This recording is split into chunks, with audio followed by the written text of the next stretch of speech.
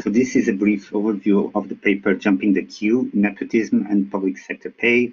And this is joint work with Andrei Chasambouli at the University of Cyprus.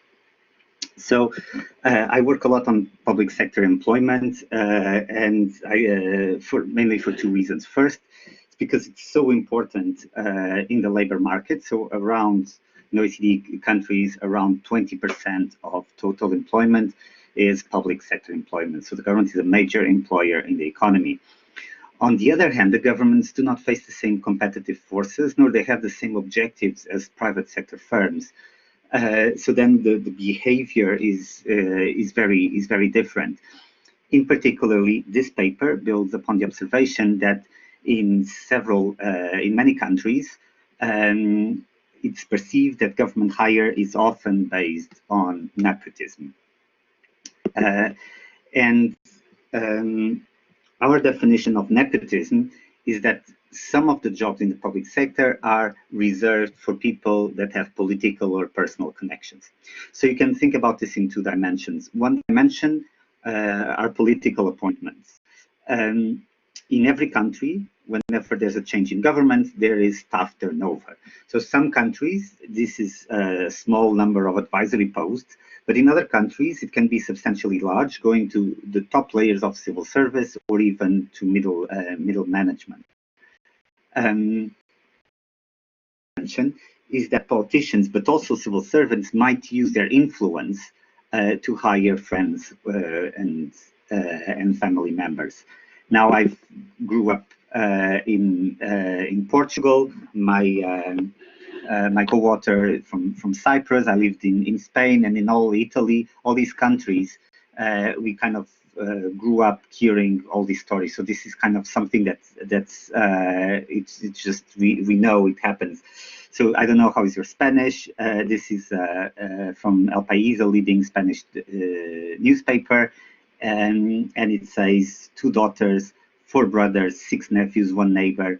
Record of enchufados in the university. So they have their own words for getting a job through connections. It's called enchufado, means plugged in. So this happens in the University of Sevilla.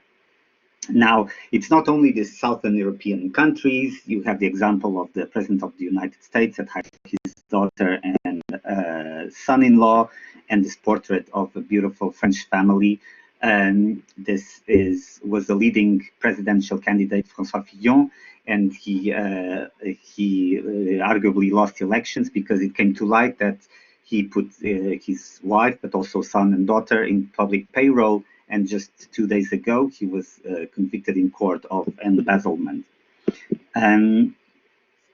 Now, and there is widespread anecdotal evidence. Now, political scientists and the literature on public administration often rely on surveys. So in the paper, we do go to do 2 different surveys. I'll show you data from one, the Quality of Government Survey, which is a survey of experts on the public sector, and they are asked to rank from 1 to 7 how important are skills and merit for the recruitment in the civil service, but also how important are political connections or personal connections. So the average for European countries of skills and merit is about 4.8. Political connection and personal connection, the average is 3.5. So it's still a sizable element. So it still matters to get certain jobs in the public sector. And what's particularly interesting is this variation across different countries and the skills and merit. You have Nordic countries mainly have higher rankings for skills and merit, so Norway, Switzerland, Finland, Sweden, etc. In terms of personal connections and political connections, tend to be Southern European countries, but not all. For example, Austria still also figures there. Now, economists, we don't rely so much on this type of evidence. So there is also a literature in economics trying to pin down more accurately whether there exists nepotism. So identify nepotism, and this is quite a difficult task to do. There are some papers, some do it better than others. Some can identify, you have a setting to identify specifically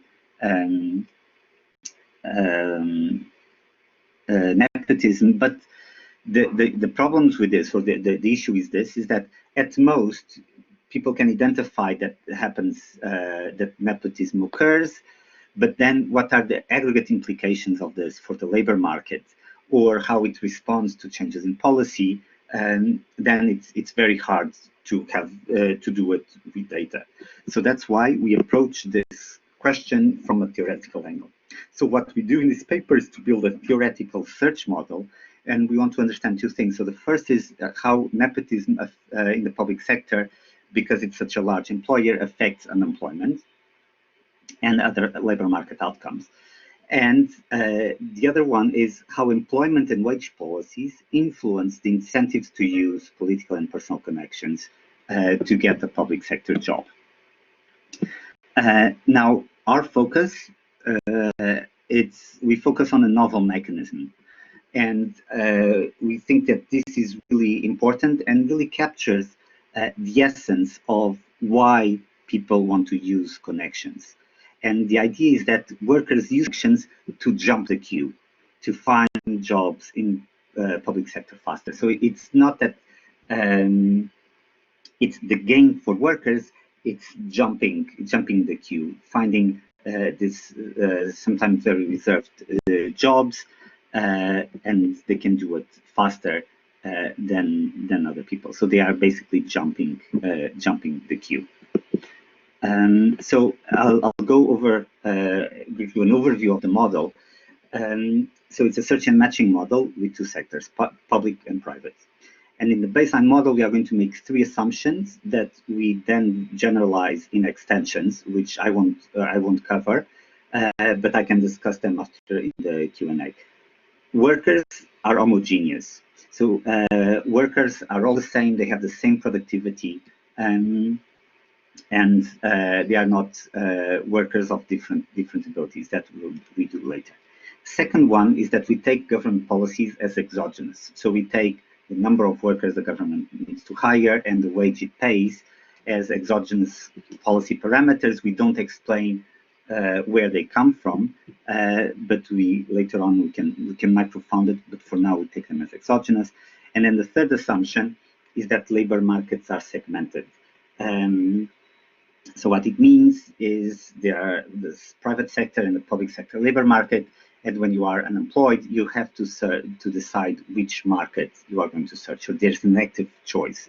So this supposes random search, when you just apply to jobs at random, and you might get one or the other. And this we again do it in an extension. So given this, the rest is typical from such a matching model, continuous time, but we'll do statistic analysis. There's risk neutral agents that discount the future at HR. And at each instance, a new generation tau dies or retires, and a new generation is born.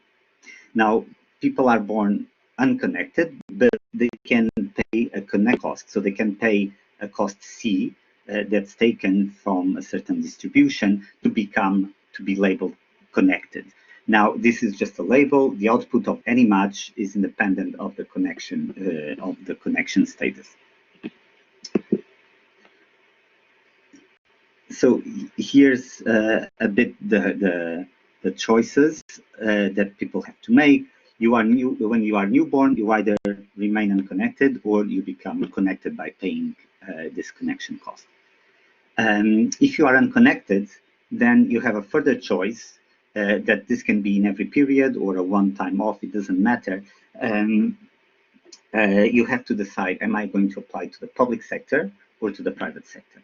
And this use denotes the value of being unemployed, searching for a job in the public sector in the unconnected market, or searching in the private sector in the unconnected market. Now, if you did pay the cost, and then this we show, it's the equilibrium statement, that it's always optimal for you to search in the public sector in the connected market, in the public sector, and you would get these values. So essentially, what we want. Okay, now, how does the public sector work? So again, wages and employment policies are exogenous, so that's WG and EG. Now, the government, what this means that the government has to function, has to hire, let's say, 15% of the workforce. And the objective, the only thing the government has to do is to maintain this employment constant. Now, because this is a search and matching model, what this means, because there is turnover, there are a fraction of jobs in the public sector are lost for exogenous reasons. So people move house, move city, or because people retire. So the government has to hire workers to compensate this turnover. And here is where we enter the connections. A fraction mu of the vacancies are reserved for workers with connections. The connected market will get a fraction of these vacancies, and 1 minus mu, a fraction of will be the remaining, the unconnected. The matching function we use in the simple way, it's thinking it's the minimum between vacancies and unemployed. So vacancies and UG is the job seekers. So the it's not crucial, but it makes the notion of Q very explicit. So if there are 10 vacancies and 20 job seekers, the Q is this 10. That would be the Q. So on average, the probability within the period, you would have half 50% probability of getting in. Now this mu is an endogenous object. Now what is exogenous is mu bar is a target fraction of jobs that the government aims to fill through connection. So at any point there is a mu bar. The government, out of his 20 vacancies, he wants 10 to be reserved for people with connections. That's the target level. We'll see that this mu might not be the government might not be able to do that. You can visualize the role of public sector wages. So if this is the wage, there is a first cutoff, WGU underscore, and below it's when the government pays so little wages that no one wants to apply for the public sector jobs, even if they know they can overcome all such frictions. Any person that applies gets the job, and even in that case, they don't want to go. It's because the public sector is paying too little wages, and then the public sector breaks down. It just can't maintain the public sector of a given size. On the other hand, there is another cutoff, which is higher. That's for the wage necessary for a connection sector mu bar to exist. So for a certain connection sector of a given type, the government needs to pay high enough wages to compensate this connection, this connection cost. In between, there's going to be a situation where the connection sector is constrained. The government doesn't pay high enough, such that there's a lot of people that want to pay the connection cost. So here you can already see that you can only have a sizable level of connections when the public sector pays a very high wage. And you can think about this in two ways. So you can only, if it pays high wage, compensates people to pay the connection cost. On the other hand, it's only when the public sector pays higher wage, you'll have a very long queue to get into the public sector. And so it's profitable to pay the connection cost to jump the queue. The equilibrium condition, if you don't have connections, there's an arbitrage condition that tells you that the value of being unemployed in one sector has to be equal to the value of being unemployed in the other sector. So when you have a frictionless labor market, you usually have the non-arbitrage condition is on wages. W in the two sectors have to equate. Here, what has to equate is the value of unemployed. And the variable that adjusts is the number of people searching for public sector jobs. So suppose that the wages go up in the public sector. What happens? The public sector jobs become more attractive. So what you have more people going into queuing for this job. So the queue is longer.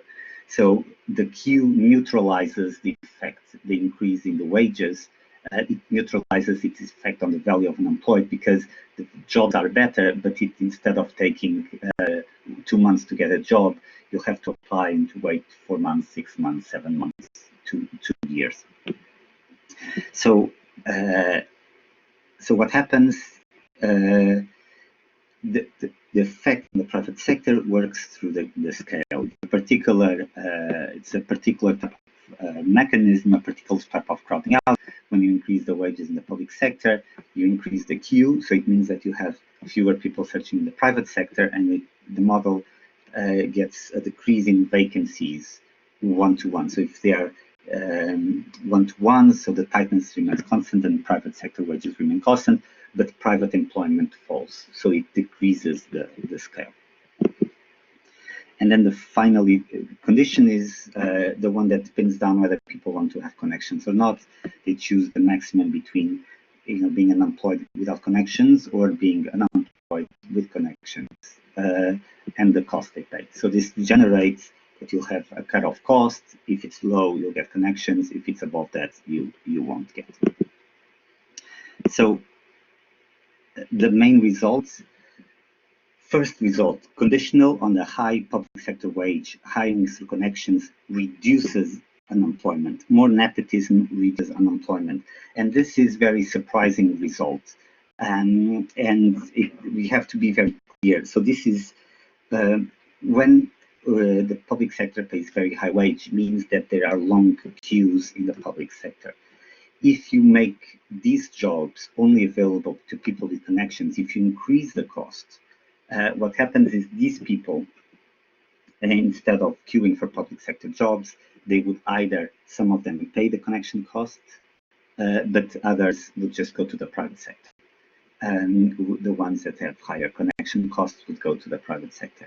So because of that, you actually reduce unemployment. So there is a silver lining to nepotism, which is in cases where there's high public sector wages, it reduces unemployment. So I'll come back to this in 2 slides, so you can really understand what means. The second result is that wage policies, in particular, impose an endogenous limit to nepotism. And this is when the wages are very high, then it's going to be equal to your bar. But if you are in this intermediate case where wages are not high enough, then the government wants to hire people with connections, but there won't be 10 people that want to get a job through connection. They would just prefer to get a job through the regular channels because the queues are not so long. And in particular, when the government sets this minimum wage for the existence of the public sector, then no one has the incentive to get connections because they can as easily get a job through the regular channel.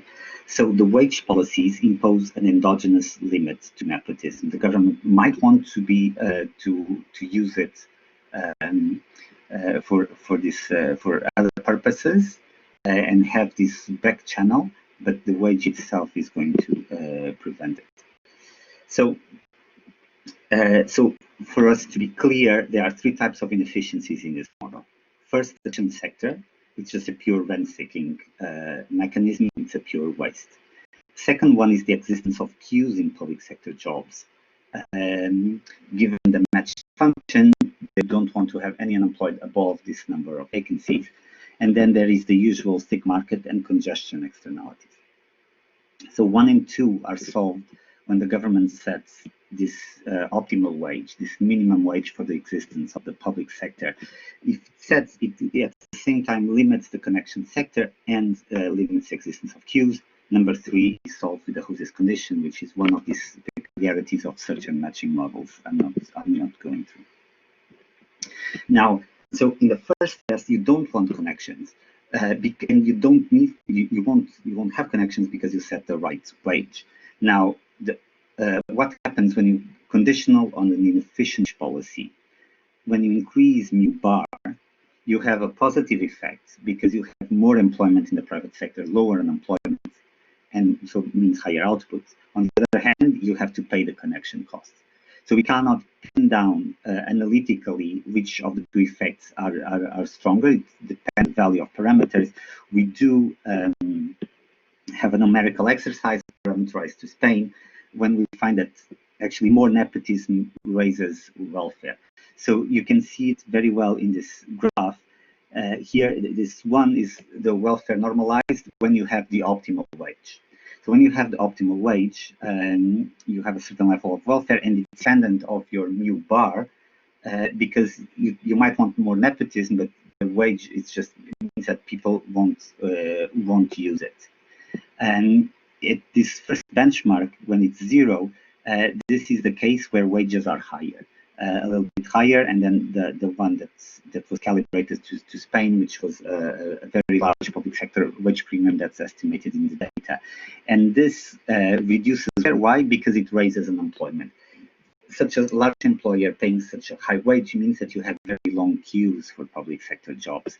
And so you can see that increasing mu, and it's still below the first best, but it just helps mitigating the negative effects of public sector wages. So I don't stay with the idea that nepotism is good. It's not good, but it just it can minimize the negative effects of public sector wages. So in essence, nepotism is more a symptom rather than the disease, and the problem is really when wages in the public sector are too high. So again, I mentioned these 3 exceptions: the micro foundations of government policies, workers with heterogeneous ability, and then random search. I just want to finish with more conceptual conclusions. So the paper, we highlight yet another kind of preferred for high public sector wages. So in past work, I've already emphasized the effects on unemployment. Other papers have emphasized on the effect on misallocation or education decision. Now this is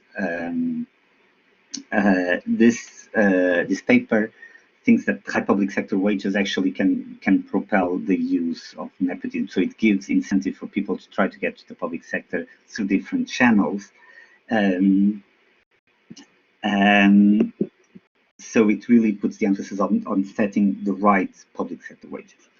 It can explain some differences across European countries. So Nordic countries, we've seen little evidence of nepotism. They are countries where the public sector wage premium is low or negative. Southern European countries, it's countries where the public sector wage premium is high, and there is evidence of nepotism. And then finally, I think we can contribute to the literature on personal economics of the state. So the idea that we view nepotism more of a symptom rather than the disease. And in particularly, this view clashes with kind of the common wisdom in development economics that government should pay higher wages to avoid corruption. What we claim is that this is going to create incentives for a different type of corruption. If you pay too much, you create such bubble, such very good high-paying jobs compared to the private sector, that you'll just give incentive for people to try to get into different channels. And that's it. If you want, I'll stay here for the Q&A.